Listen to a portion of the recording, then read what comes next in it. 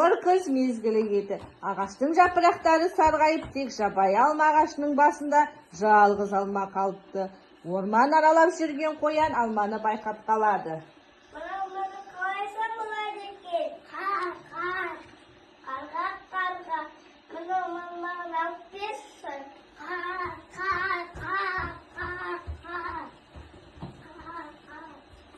Қарға ағаш басына ұшып барып, алманы үзіп алады.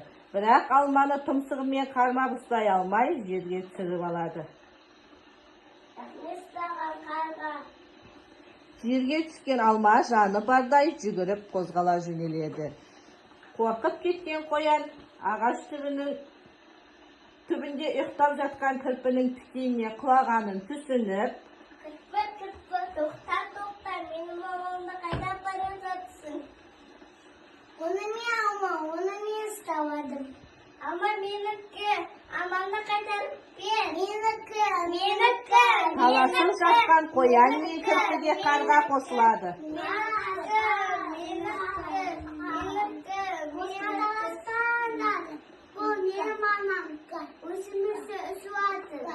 Орман айқайдан у-шу болып кетеді.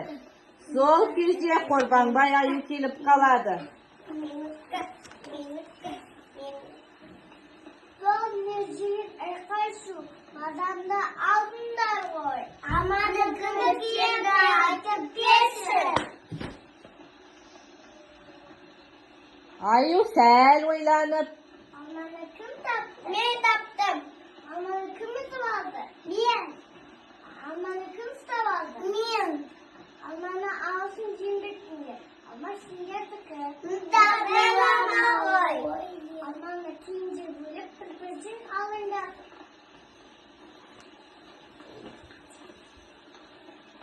кірпі алманы 4 бөлікке бөліп, бір бөлігін қоянға беріп, Рахмет саған кірпіздан. екінші бөлігін қарғаға беріп, Рахмет саған кірпіздан.